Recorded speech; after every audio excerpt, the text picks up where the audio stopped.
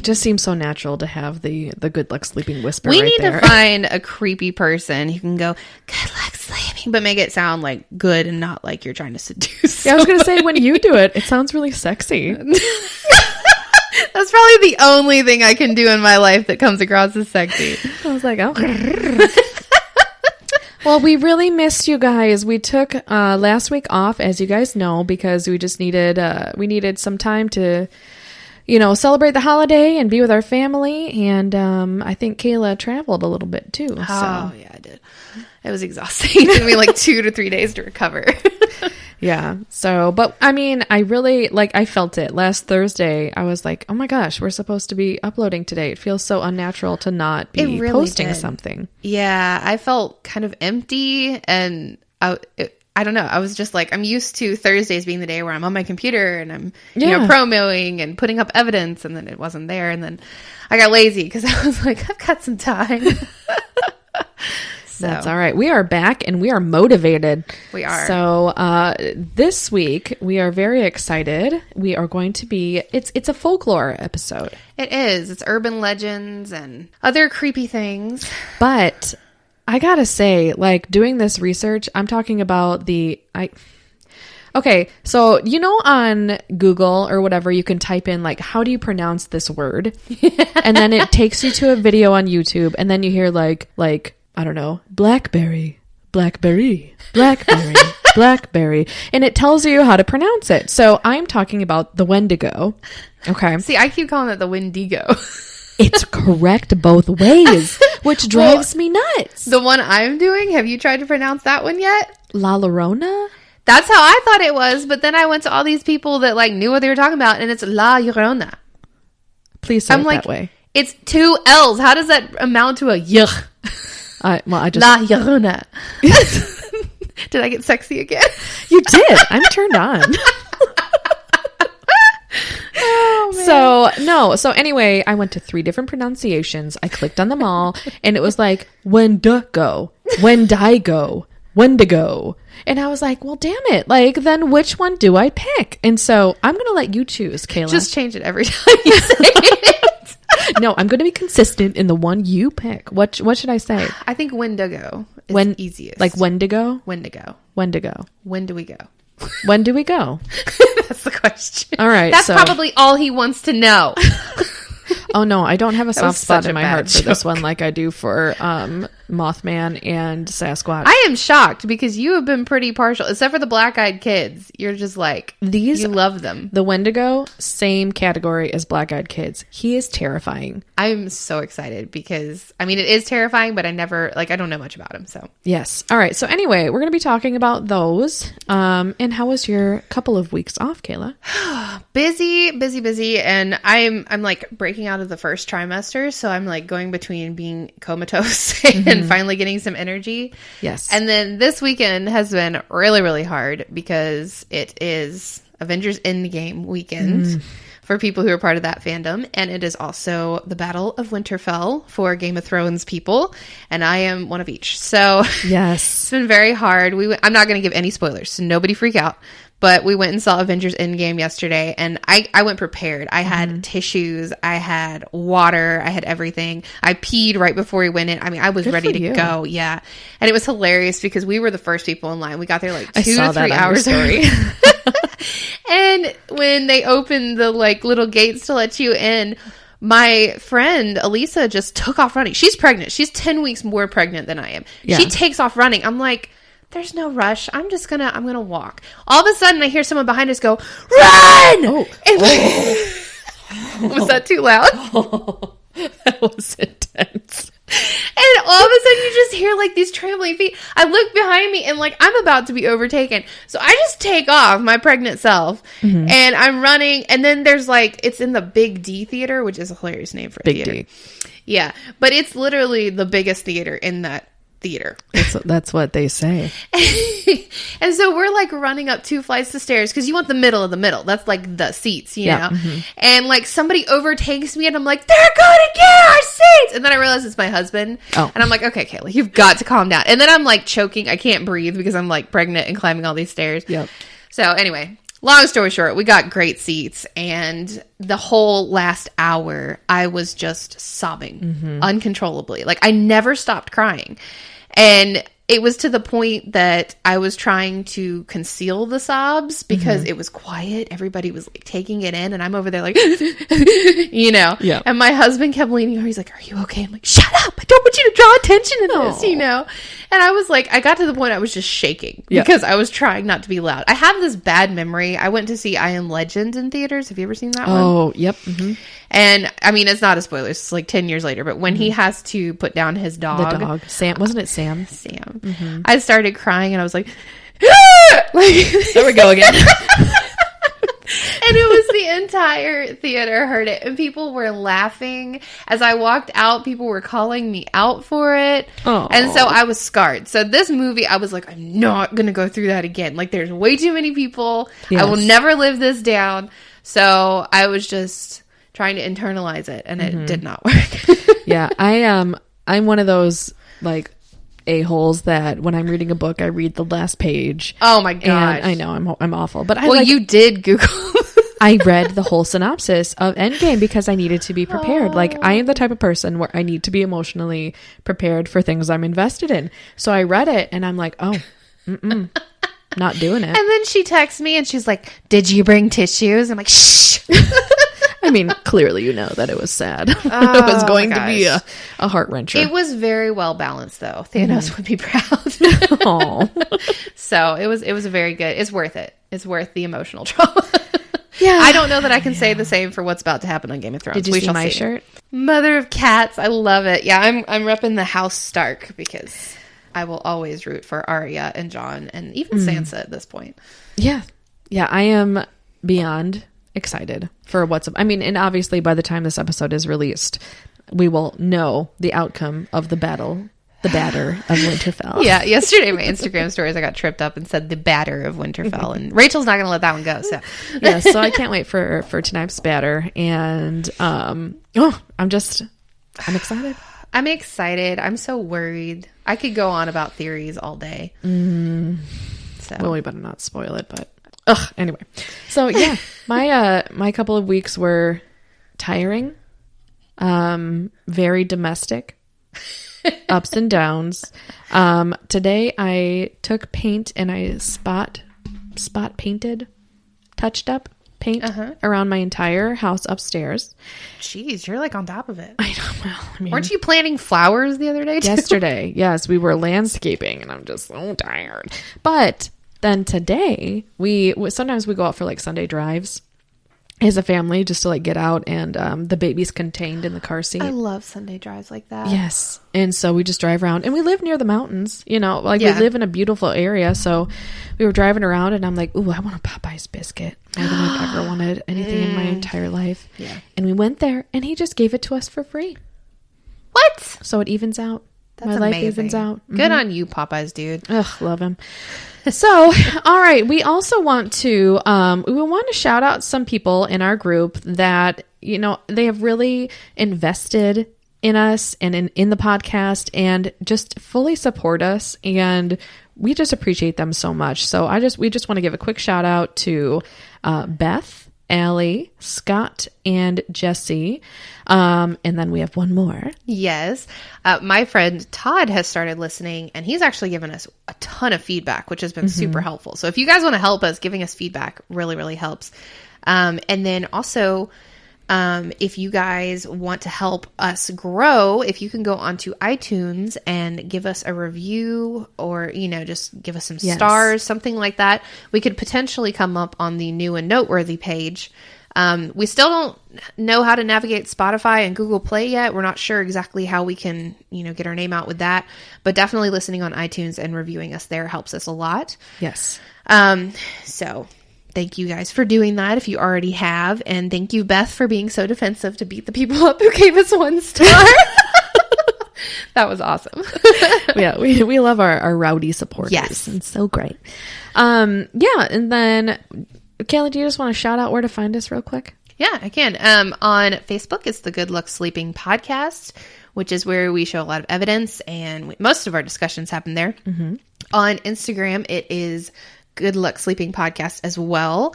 Rachel does a lot of fun games and things over there. And then Twitter is GL Sleeping. I do honestly, I'm a meme person, so there's a lot of memes over there right now. And then our website is just goodlucksleeping.libsyn.com. Yes, absolutely. And again, we would love to have your stories if you've got a creepy story. Yes, we're wanting to compile a listener stories episode. Yeah, just completely of your creepy, paranormal, unexplainable stories. So please go ahead and send them to goodlucksleepingpodcast@gmail.com. It would be amazing if we could get some in this week that we can read and review. So please do that. All right. Are we ready to dive in? We are ready. I'm ready to be scared. Let's do it with the Wendigo. Wendigo. All right. I'm going to give you some background, and I've got some amazing firsthand accounts. We were talking, and that is like our favorite part of these. We've been doing a lot of legends, and like creatures, that type of thing lately. We're going to branch off and do some other things. We love ghost stories. We love hauntings. We love all things paranormal.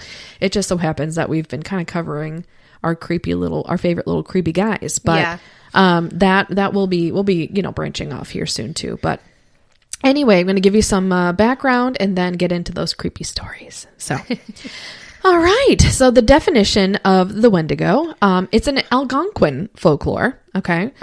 The Wendigo is a mythical man-eating creature or evil spirit native to the northern forest of the Atlantic coast and the Great Lakes region of the U.S. and Canada.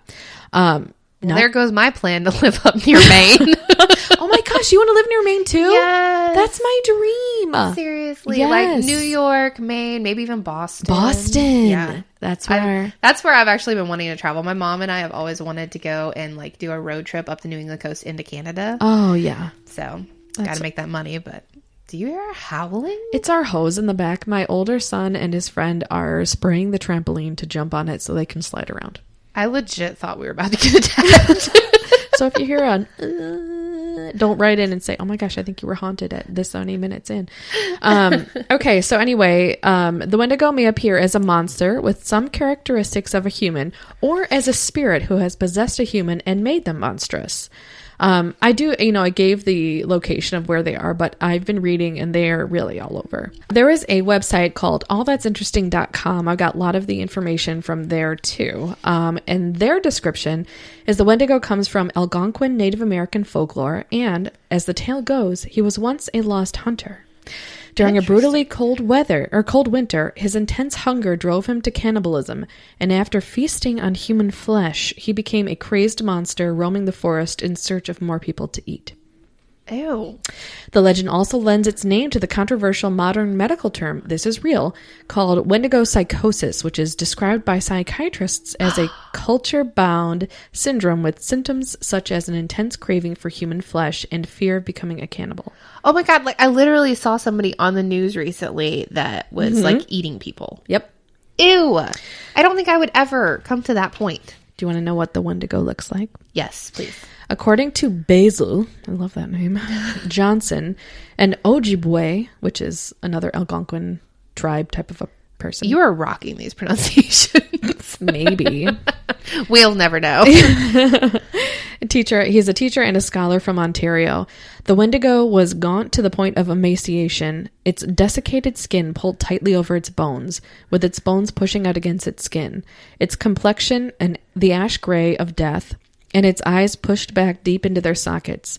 The Wendigo looked like a gaunt skeleton recently disinterred from the grave. What lips it had were tattered and bloody. Unclean and suffering from the suppurations of the flesh, the Wendigo gave off a strange and eerie odor of decay and decomposition, of death and corruption. My favorite perfume. Okay, so question. And you may get into this, and I'm probably jumping ahead. No, you're fine. Is there more than one Wendigo, or is there... Oh, yes. Okay, so how did they, how did he make more of himself? They make more. They make more from humans that they possess.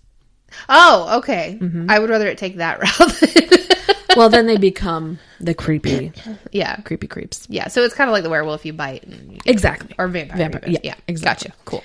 He is seen as the embodiment of gluttony, greed, and excess. Never satisfied after killing and consuming one person, they are constantly searching for new victims. Okay, I'm going to talk a little bit about the Wendigo psychosis, just very briefly. Humans who have become possessed by the Wendigo spirit after being in a situation of needing food and having to resort to cannibalism for survival. I think I read that sentence weird, but you get the gist. An example of this is one of the more famous cases of Wendigo psychosis reported involved a Plains Cree trapper from Alberta named Swift Runner. During the winter of 1878, Swift Runner and his family were starving, and his eldest son died. 25 miles away from emergency food supplies at a Hudson's Bay Company post, Swift Runner butchered and ate his wife and 5 remaining children. Given that he resorted to cannibalism so near to food supplies, and that he killed and consumed the remains of all those present, it was revealed that Swift Runner's was not a case of pure cannibalism as a last resort to avoid starvation, but rather of a man with Wendigo psychosis. He eventually confessed and was executed by authorities at Fort Saskatchewan. Ew. So, wait. If he wasn't a Wendigo, then was he bit by a Wendigo? Is that what caused him to be, like, what makes them... This is the Wendigo psychosis, so... Okay, so this is just like a mental state that you reach when you become too desperate. Right. So there's also different ages of the Wendigo, and they have different powers based on their age, which I'll get into. Okay. So the Wendigo psychosis, maybe this was the beginning stages. Stage. Gotcha. So quick facts. And I got this again from allthat'sinteresting.com and an article called 12 Terrifying Facts About the Wendigo and Its Dark History by Lyra Radford. He likes colder weather and can withstand very harsh climate. It can mimic familiar voices in order to lure you into the wilderness to consume or possess you. Yes, I've heard of that. Its speed. Some say he is unusually fast and can endure walking for long periods of time, but others say he is more haggard and slow, as if he is falling apart. According to the lore, the longer a Wendigo walks the earth, the stronger its powers become. The savage creature can eventually gain the ability to control the weather and to call upon darkness before sunset. The Wendigo also gains the ability to manipulate other creatures of the forest, and it can summon predators and force them to attack on command. Its speed and strength also grow with age, as does its ability to heal. Is this a video game? That's like master level. Oh, you have earned the powers of controlling other beings.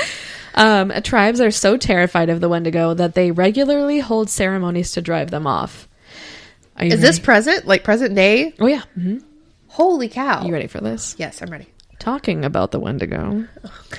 You do this to me every time. Puts you on its radar, and many tribes refuse to say his name for fear they or their family will be its next victim. Great. We literally just went through how to pronounce it like 15 different So even if I'm not pronouncing his name correct in this moment, I have in the beginning of the episode. Wow. All right. And I am at my first-hand account. Okay. This is from author Throw-Away 451. Ooh. On Reddit. Gotta love Reddit. All right. I am the sort of person who is skeptical of any claims regarding the existence of the supernatural. My wife claims to see ghosts and dead people and that she's an empath. And I'll concede that she's a very good guesser regarding other people's emotions and the history of places and families, but I can't accept her statements as fact because they're not empirically provable. With that said, you can believe me or not, but what I'm about to say is something that even I have a lot of trouble disbelieving. I can't say I've had any paranormal experiences in my life, but there are several things that happened when I was quite young that I simply can't explain. By the time I was about 12 to 18 months old, I had either a memory or a very vivid imagination of my life before birth. I was floating up in the sky, standing on thin air with no land in any direction. In front of me was a kindly, middle-aged Native American man wearing a plain white robe. He asked me if I was ready, and some kind of vision flashed before my eyes. And when I said yes, I somehow descended and experienced my own birth. I mean, okay, so I've literally heard of people saying this has happened to them, that they remember their life in heaven before birth, because some people believe that that's where we kind of wait. Right. But that's really weird that he would remember that at 12 to 18 months when he can't even talk yet. Right. But okay, we'll give him a pass. I also believe everything, so I completely believe that this is probably correct and true. Well, you know me, I'm skeptical too. And I'm gullible Gabby. Keep in mind that this was before I was able to comprehend what birth was, and I also didn't know about Native Americans yet. When I was about 6 or 7, I started getting very distinct mental images of something extremely disturbing. What I saw was a tanned, mummified-looking, emaciated, dead face. The eyes were glassy, but somehow horribly alive, and the lips and nose were shrunken. The creepiest thing about the face was the too wide smile and a full set of very white teeth. When I was 9 or 10, I read for the first time about some expedition or other in the Antarctic where several ill-fated members of an expeditionary group died and were left behind. Their bodies were recovered in the 20th century, and the article I was reading had images of them. I had never seen a frozen body before, but as soon as I saw those pictures, I immediately correlated what I was reading with the things that I'd seen earlier in life. From that point onward, I started having almost real waking visions, in a way that's hard to explain, more than just in my mind's eye, and yet not exactly as if it were actually in front of me, of something that is basically my worst nightmare. It was an 8 or 9 foot tall, I know this because its head almost touched the ceiling, frozen corpse, completely naked, with long arms and legs. It was the same face I'd seen before in my mind, with shrunken features, etc. Only now it had a full body that was just as emaciated and mummified as the head and neck were. I only saw it on cloudy days in the late fall or winter, and always when it was in between me and a window, so it was sort of backlit. It never made any motion to do anything, just stared me down with that horrible grin. In high school, I got onto Wikipedia at some point and finally learned that the thing was the Wendigo. Okay, question. Yes. Are its legs like kind of spider-like? Like it very gaunt. Yeah, okay. That's what I thought. It's not like... It's exaggerated more than a human's. Yes. Like, yes. What is that, wingspan? Yes. Kind of, okay, so they have longer arms and legs. Almost like, I mean, sometimes people say that he has like an antler skull, like a deer skull head with, all that. But like mostly he looks kind of like the tall man with Slender Man. Yeah. A little bit. Okay. So basically he's just explaining all I talked about earlier. Here's the thing, I experienced this before I ever identified what the creature was or knew about the legends. Only after almost a decade of intermittently seeing the Wendigo did I come across this description, courtesy of the Wikipedia article. I've done some further research, and all of the information I found from various sources all concurs with what I saw. So I'm remotely linked to the Native Americans with whom the legend originated. I've always had a deathly, no pun intended, fear of the dead bodies, especially mummified-looking ones, and I saw a creature from their stories long before I learned that what I saw matched the traditional descriptions perfectly. I mean, is anybody besides archaeologists interested in mummified bodies? I mean, yeah. I don't particularly want to go look at them either. No, true. I was and still am skeptical, but even I can't ignore these coincidences. I'm also Christian, Presbyterian, and therefore I'm quite wary of any claims of ghosts or supernatural entities inhabiting the world to my beliefs. But even so, the thing has stuck with me for all these years. I saw it earlier today, which is why I'm here at all. Does anyone have any insight? I've considered seeking out a highly knowledgeable Algonquin person to figure out what to do, but I'm torn because I also have some reservations about that from a religious perspective. Also, I promise that this post is sincere and not a fictional account that should be posted elsewhere. It sounds pretty fantastical, even to me, the person who experienced it, but I can't shake the feeling that this isn't just my imagination. He forgot to mention that he was born in Connecticut and moved to South Carolina when he was 7. He's been seeing it for almost 20 years. So he's been kind of all over. So is he worried that it's gonna like hunt him? I don't know, because he hasn't physically encountered it. He's seen it in his mind's eye, right? Kind of the way I did. But that's kind of how they get you. Is sometimes I was reading that they will continually appear to you and make you go crazy, so that you kind of... Oh, so it starts the Wendigo psychosis. Yes, exactly. Gotcha. All right, I do have another story, but I want to I feel like I've been talking forever, and I would love to hear yours, and then maybe I'll read it at the end. So, La Llorona... No, I just did French. Let me try Mexican. La Llorona. Whatever. Okay. She is a Mexican. Okay. It's the legend of the weeping woman. A couple different cultures have different versions. For instance, you've heard of Lilith. She's supposedly like Adam's first wife. Yes. It's kind of like a similar story to that, but different. So, A young woman named Maria came from a poor family but was known for her beauty. A wealthy nobleman traveled through her village and fell for her, so when he proposed, she immediately accepted. I mean, it was obviously the best offer she was going to get. Her family was thrilled. His family was not, because they felt like he was marrying beneath him. She eventually birthed 2 sons. But she was hot, so it didn't matter. Exactly. For him, it didn't matter. Right. She eventually birthed 2 sons, and her husband fell out of love with her and only paid attention to her sons. He traveled a lot because that's what his job was. And one day he returned to their village with a younger woman, told his sons goodbye, and completely ignored Maria. Angry and hurt, Maria took her sons to the river and drowned them in a blind rage. Oh. Yeah. She came to her senses and realized what she'd done, and she searched for their bodies, but they'd already washed down the river. So, in a fit of despair, she took her own life. When she came to the gates of heaven, St. Peter told her she would not be permitted unless she came into the afterlife with the bones of her children. So he sent her back to earth between the living and the dead, basically to wander the earth searching for the bones of her children. Interesting. Yeah, she stays supposedly down by the river because how would they be anywhere but by the river? Was it in a van down by the river? No. Oh. Okay, so then she comes out at night and she searches the riverbanks, and it is said that you can hear her crying and wailing, sometimes saying, "Ah, mi hijos," which I can't speak Spanish, so that was terrible. But basically, "Oh, my children." People, stop laughing at me. Sorry, I wasn't. So it is said that you can hear her crying and wailing. If you do hear her, however, you want to run quickly in the opposite direction, because she also kidnaps children she finds, either thinking she found her sons, or some have said that she's trying to trick St. Peter by taking any children's bones to heaven so that she can get through the gates. People have claimed that she wears a white or a black gown with a veil, so she's like super dramatic and wears her wedding dress.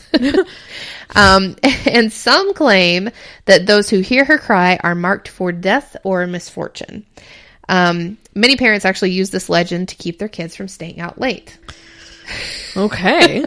So, the one encounter that I did find that someone had with La Llorona, it was this young girl, and she decided she was going to sneak out after dark to meet this boy down by the river. Now, why you would choose the river of all places in your village to go is beyond me.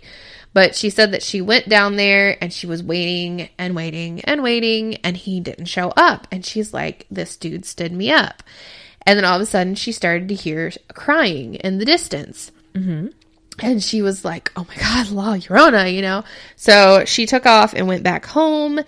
And the next day, I think it was, her uncle had a heart attack and died.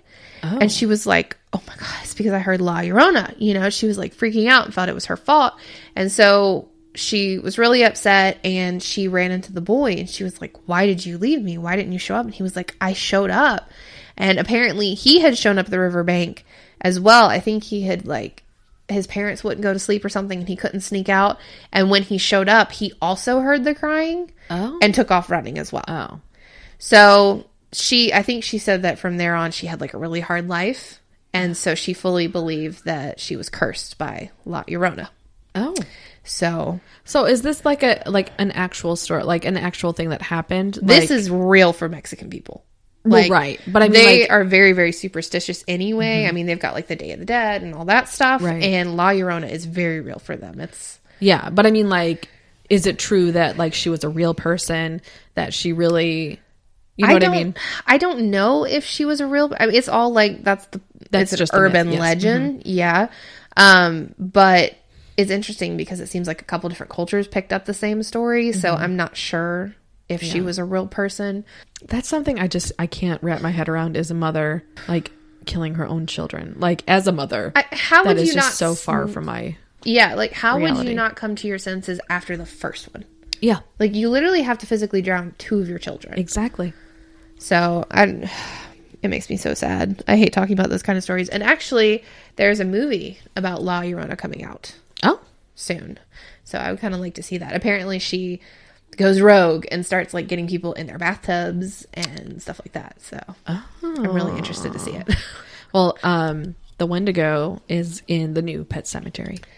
Oh, really? I did not see that coming. It's like a creature of the forest that's part of the movie. Yeah. Wow. So then I started thinking, like, I wonder what other urban legends there are. And for those that don't know, we're located in the South. And so there's a lot of, like, ghosty stuff down here. I mean, Savannah particularly is very haunted. Savannah's amazing. Yeah. And so I decided to Google Southern folklore, and I found quite a few interesting stories. The first one is the Bell Witch, which that may sound familiar to you because it inspired the Blair Witch Project. Aha. It's in Adams, Tennessee. It's been around for over 200 years. John Bell moved to Tennessee in the early 1800s, and he encountered a strange half-dog, half-rabbit creature in the middle of his cornfield. He tried to kill it, as one does, but it got away, and soon after, the Bell family began to hear mysterious knockings, rattling chains, faint whispering, and even dog fights in the dead of night.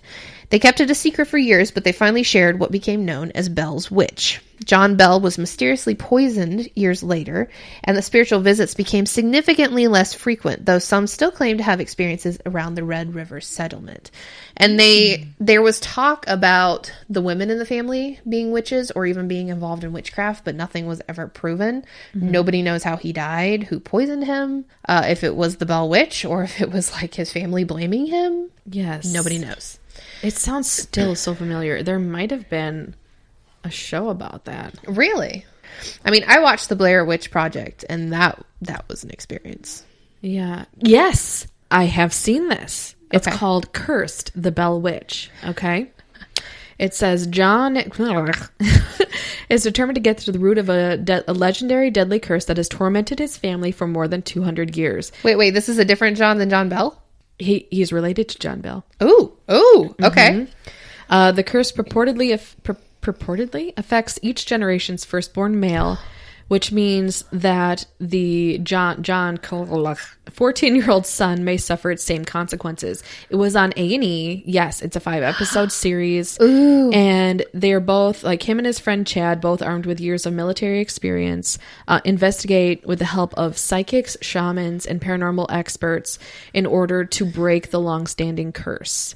So, like, this is a real thing. Like, he went out because he knew that his son would be in danger as the firstborn male, and he's had a really hard life, that he wanted to save his son, and they made this a 5-part show on A&E. I need to watch this. It's That's fascinating. amazing. That's why it sounded so familiar. Okay, cool beans. There you go. I didn't know that it passed down from generation to generation. It never mentioned that in the article that I read. Yes. That's crazy. Okay, so then I do have one in Savannah, and this one actually has photograph evidence. You guys know how much I like my evidence. Yeah. Okay, so it's called The Ghost of Wright Square. Wright Square is notoriously haunted because that is where they did hangings in the 1700s. There was a Mr. Wise who owned many slaves, but it wasn't like black slaves. It was like Irish slaves. They kind of wonder if it was like a prejudice toward the Catholic movement. Okay. So he had some Irish slaves, and 2 of them were husband and wife, Alice Riley and her husband, Richard White. William Wise was a tyrannical man who was impossible to work for and often ordered his servants to bathe and groom him. He was that petulant. A year after Alice and Richard arrived, Mr. Wise was found strangled on his bed, and both Alice and Richard were missing from the farm. They were both sentenced to death for his murder, but just before Alice was hung, they discovered she was pregnant with Mr. Wise's baby. Oh. Yeah. Scandal. Yeah. It was not consensual. Yeah. He had apparently raped her. Okay, so Alice proclaimed her innocence from the day she was accused, but no one would listen. So they delayed her hanging until after she gave birth, and then the day after they hung her. Oh my gosh. Yeah. She hung in the square for 3 long days, and 2 weeks later, her baby passed away as well. Oh. Yeah. He didn't have his mom. I know. That's awful. Well, it gets worse. Oh, great. To this day, Wright Square does not grow any Spanish moss, which all of the oaks in Savannah have. And it is said that Spanish moss will never grow where innocent blood has been spilled. I got goosebumps with that. Yeah. Many people claim, this is where it gets sad, Many people claim to see a woman roaming around the square searching for her baby, even coming up to pregnant women or women holding their child and trying to take it from them. She is so popular that tourists will call the police claiming a woman needs help finding her son in Wright Square, and the police just say, "Oh, that's Alice." They never find a woman. Obviously, they still go to the call, but they never find a woman because she disappears as soon as you try to help her. Oh. So, interesting. That makes me want to go there with like a medium or something and help her move on. Okay, so apologies. I did not have proof for Alice, but I have a different story with proof, and I got them confused. Okay, so in Louisiana, there is this place called Myrtle's Plantation, and it's one of America's most haunted homes. It has at least 12 ghosts. It is often reported that 10 murders occurred in the house, but the historical records only indicate the murder of William Winter. Maybe that's why I got confused, because there's a William Wise and now a William Winter. Yes. Okay. Apparently, Unsolved Mysteries actually filmed a segment about the alleged hauntings. What a fantastic show. I know. And it was featured on Ghost Hunters. Oh. Which was one of my gateway shows. Okay, so the most well-known ghost, her name is Chloe. Cute. She was reportedly a slave owned by Clark and Sarah Woodruff. According to one story, Clark Woodruff had pressured or forced Chloe into being his mistress. Other versions of the legend have Chloe listening in at keyholes to learn news of Clark Woodruff's business dealings. I guess she was trying to like blackmail him. I'm not sure. Either way, she got caught by Clark and Sarah, and they cut off one of her ears. Oh, I mean, because she was eavesdropping. Apparently, yeah, and she wore a green turban to hide it.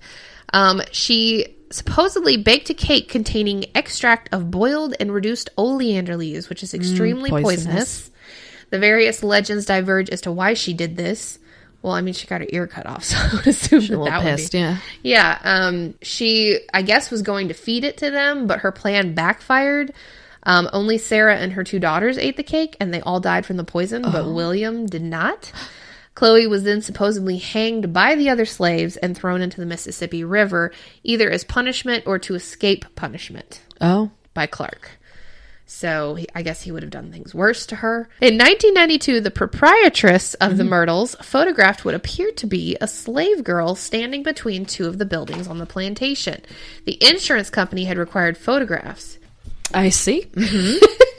So the insurance company had required photographs to be taken that would show the distances between the buildings to aid the underwriters in rating a fire insurance policy for the plantation. Mr. Norman Benoit, a patent researchist, visited the Myrtles plantation in May 1995 and requested permission to research. Oh, they made it into a postcard. So he requested permission to research the postcard. After enlarging the postcard and doing a shadow density procedure, Mr. Benoit discovered that all of the physical measurements of the apparition were of human dimensions and proportions. Interesting. The circumference of the head, the length of the shoulder to the elbow, and the length of the elbow to the wrist were all indicative of a human. What an interesting way to investigate that. Exactly. How thorough. It's referred to as the Chloe postcard.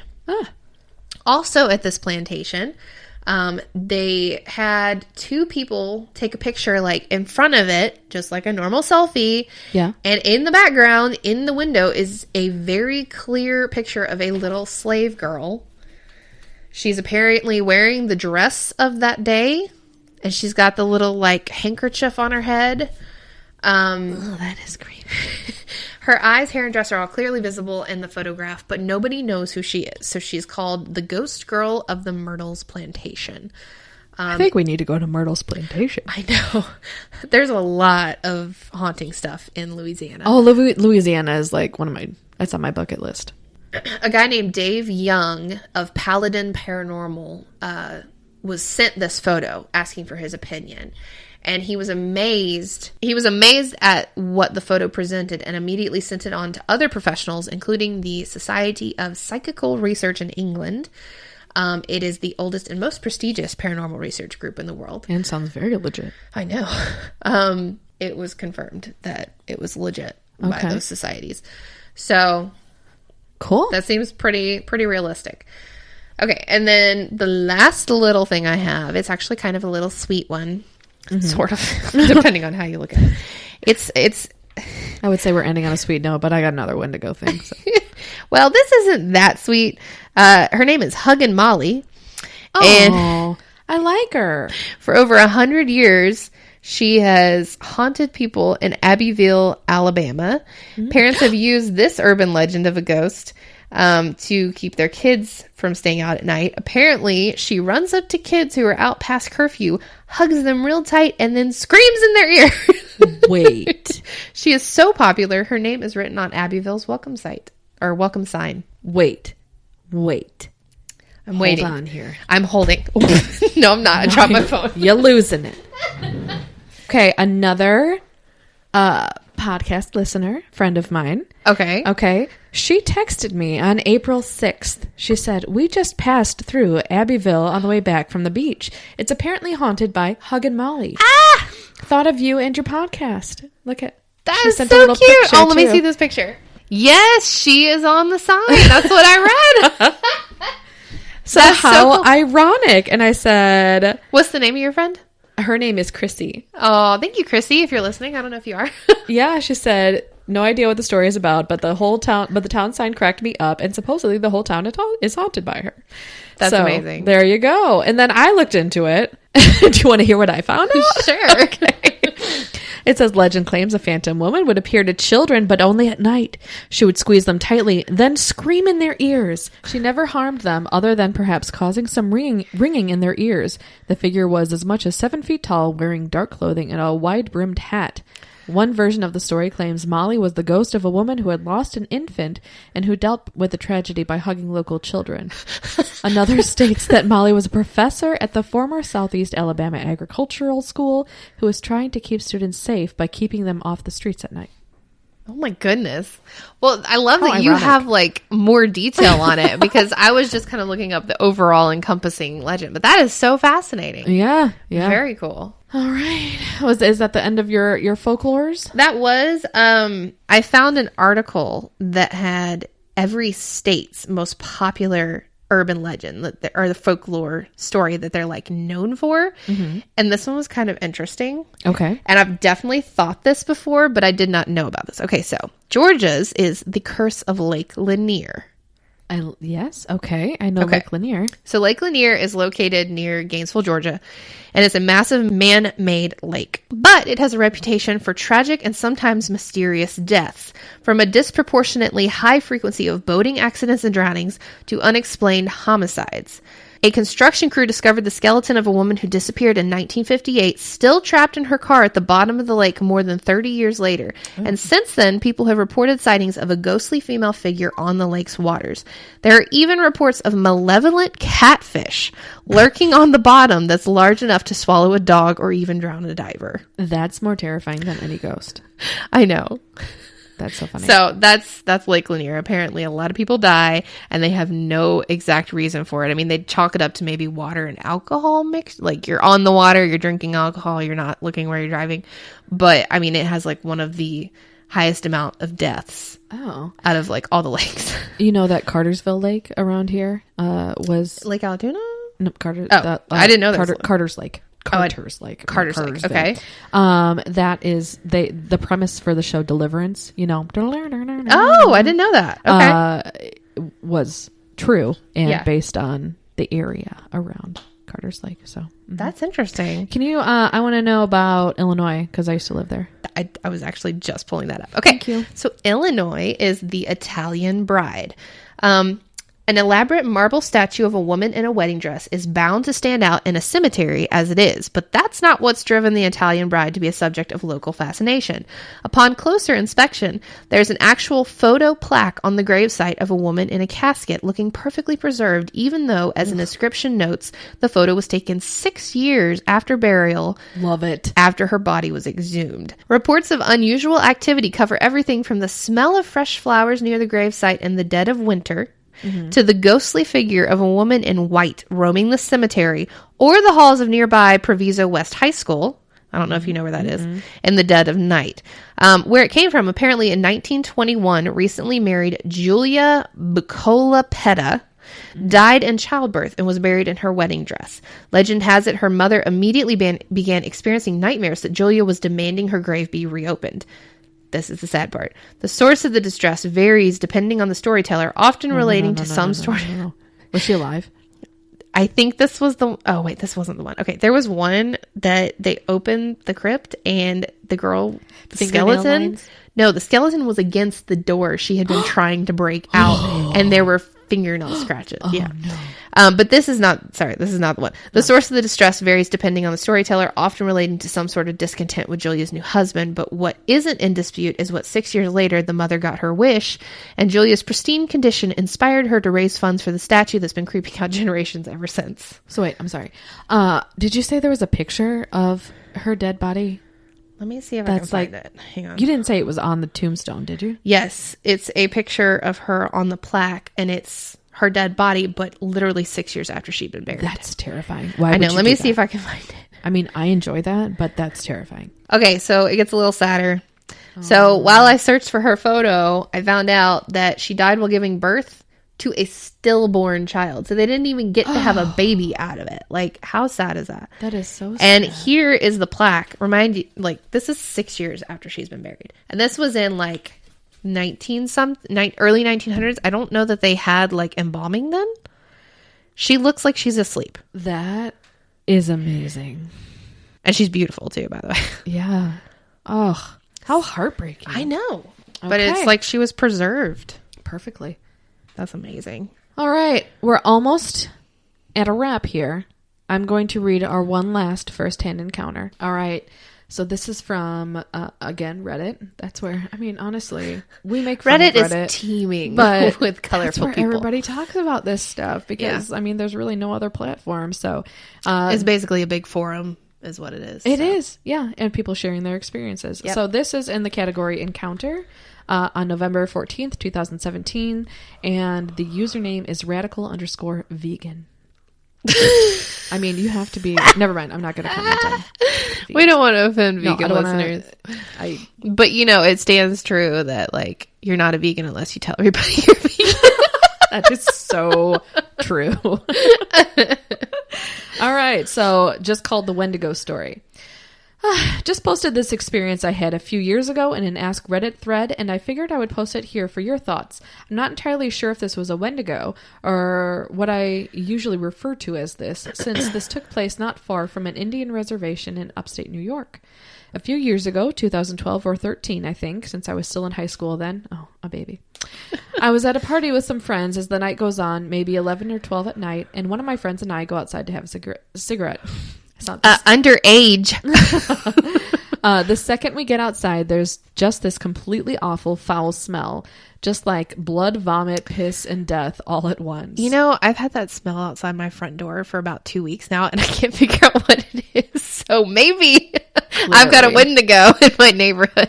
Oh, you better keep an eye out. I keep looking for a dead rat, and I can't find it. Looking at my arm and saying, like, that looks tasty. I don't think I will ever want human flesh. Don't worry. I'm putting my arm out. You're tantalizing. Yes. All right. Less than a minute later, we hear something moving in the dark, and sure enough, a deer comes hobbling onto the very edge of the porch light. No. So we just mentioned, oh, how cute, and the like. It's not wounded? But then I noticed something. Sorry. No, you're fine. I was like, I think I'm getting to it. One of its front legs was messed up in some way, and I'm talking like broken in multiple places, messed up. Oh, poor baby. So my friend and I are slightly off put by this. Less than we should have been since drunk. And finish up our cigarette and go to head inside. However, right as we start to do that, one of the two porch lights goes on and pop, one goes out. So now it's less light outside, and this deer is back into the darkness. So a bit giddy, we both go do this like fake scared squeal at each other and turn around to go inside. And that's when we heard it. That undeniable sound of nails on the concrete patio. We both slowly Wait, is this like click, click, click, click, or like... I think it's like the second. Okay. We both slowly turn around to see this hunched over, rotten coyote doing this very slow, very unnatural crawl toward us. We go from 0 to 600, paralyzed with fear almost instantly, until another one of our friends playfully pulls us through the open door, telling us to get back to the party. To this day, I've not experienced anything like that, and it's one of the most horrifying things I've experienced. I'm really glad I found this story, because as far as Wendigos go, all the research I did was different than to what I thought a Wendigo was. Okay. Because all the stories that I've heard are like they've taken the skin of something, like maybe like the humanoid figure or something has taken the skin of something. So you think it was wearing like a coyote that it... Oh. Yes. That's why, well, they smell like death anyway, but like they like wear the skin of this thing maybe to like be more approachable. But like it's always, look, a dead coyote, let's go pet it. Right, but it's always like a coyote or a wolf or a dog generally that, like, when I've heard of a Wendigo before, that is like moving very unnaturally, and it's clear that that's not its real skin. I'm getting like, you know, in horror movies when like you start to go down the stairs and then you see that thing like crawling up the stairs at you and its joints are popping. Unnatural movement. Yeah, is I can't deal. Ugh. All right. Well, there we are. Those are our stories for the week. In closing, we just want to, we know that a lot of people are scared to listen to our podcasts. Yes, I've gotten so much feedback from people who are like, I'm on all your pages, but I just can't bring myself to listen to the podcast. Yes. So, I mean, you're probably not listening to this right now. But we want to encourage you to encourage others to give it a shot. And I think Kaila and I were talking about like maybe an order of episodes that are maybe more tame. Yeah. Mm-hmm, yeah. To start out with. Tell them to start with 4 because it's not really scary. It's more uplifting. Yes. And I mean, truthfully, I was told by Todd that I talked about earlier. He said that he doesn't really understand how it's that scary because we're always laughing and making jokes throughout it. And I think that's kind of what we try to do is we try to balance the creepy with like our senses of humor. Mm-hmm. So, you know, I don't think we're that creepy. No. And again, I was also saying that my sense of creepiness is a little flawed because I'm so desensitized. Yes, yeah. I'm so desensitized that like my scale's off. But I think Kayla's is on point. Yeah, I mean, I'm very skeptical, but at the same time, I get scared by like everything. Mm-hmm. I mean, that's why I had a hard time with episode 3, just even editing it because I was having to listen to it. Yeah, and then I was having experiences on top of it. So yeah, I think I'm probably a good meter for if it's too creepy. So I would say number 3. Mm-hmm. Our episode number 3 is the scariest. Number 4 is the most tame. Yep. And then all the others, I mean, so far we've had kind of a basic outline of we investigate and research things that we find creepy and then we provide evidence for them. But I think we're going to start to change some of that a little bit in the future. Mm-hmm. Talk more about ghost stories. Maybe you guys could tell us what your favorite parts of what we do are. Yeah, I would love, maybe we'll have, that'll be our poll. Our poll for the week. Our weekly poll. We want to know what you guys want to hear. Yeah. We love looking this stuff up, but we also want to make it approachable for everybody. So let us know what you guys enjoy the most, and we'll try to do more of that content. Absolutely. And before we go, oh god, I'm going to put a card up to my head. I'm depressed. I'm in a vulnerable state, Rachel. What am I guessing? Am I guessing I want you to guess the suit. Hold on. I'm going to send it to you. We all know that she is unbelievably psychic because... Yeah, but I've had some off moments since then, so I'm not sure that I can do this. I was making her do it through Facebook Messenger, and I just think that was not the right place to do it. But I got the first one. She did. I didn't get the second one, but I got the first one. All right, hold on. Okay. All right, I'm sending it. I'm getting clubs. It's spades. Okay. See, I'm off. All right. My streak has ended. I had to try. I wasn't cheating, though. I will confirm. I was not cheating. You were like, the stars were aligned on that episode. Yeah, I also have a headache, so that could be. So do I, man. All right. Maybe there's something with the pressure today. Yes, I think so. But again, grab your tea, light your incense. I hate it. Diffuse your oils. Make sure your cats and dogs are not allergic to them first. Yes. Take a nice warm bath And good luck sleeping. Good luck sleeping.